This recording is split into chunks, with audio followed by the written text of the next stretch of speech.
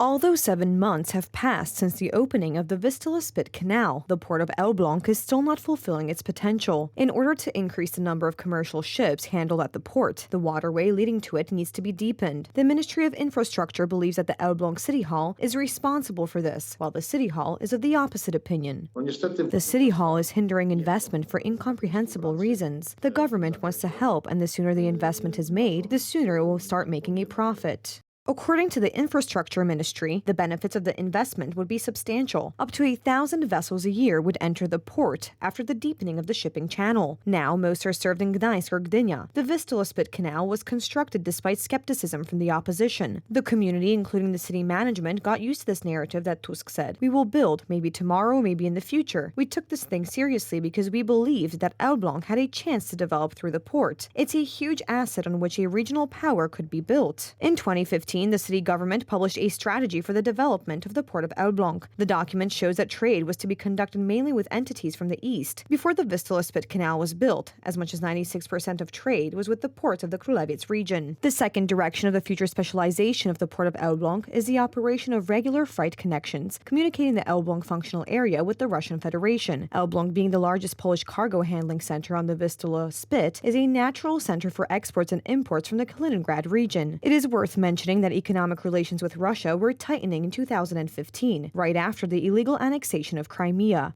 For many years, Russia has been trying to discourage Poland from making a cross-cut of the Vistula Spit for the reason that Russia controls the exit from the bay to the Baltic Sea, and therefore had the ability to influence the intensity of traffic of vessels heading to the port of Elbląg and to other ports on the Vistula Spit. The idea to cross the Vistula Spit was also criticized by some opposition politicians. The skeptics' arguments coincided with the Kremlin's opinion, which deemed the investment unprofitable. Today, the Senate is to vote on a bill to establish a commission to investigate Russian influence on the internal security of Poland in 2007 to 2022.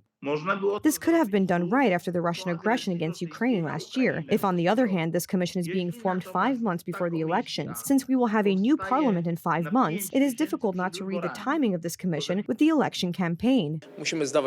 We must realize that Poland is on the target of Russian special services. On the one hand, it may be about destabilization, and on the other hand, hitting the basic interests of the Polish state. Between 2007 and 2014, during the PO-PSL government when Tusk was prime minister, the debt to Gazprom for the transit of Russian gas through Poland was written off. The amount in question is more than 1 billion zloty. In addition, Donald Tusk sought to sign an unfavorable gas agreement with Russia for another quarter of a century. Not even the post-communists pursued such an overtly pro-Russian policy as Donald Tusk, who isolated us from the United States, who made Poland dependent on Russia for energy supplies. This armed our country, especially in the east, ordered his foreign minister to stand at attention in front of Russian foreign ministries. This was a policy of subordination to Russia. If the commission to investigate Russian influence is established, its work could begin as early as June. Its goal will be to clarify the Kremlin's influence not only on energy security issues, but on Poland's entire domestic policy.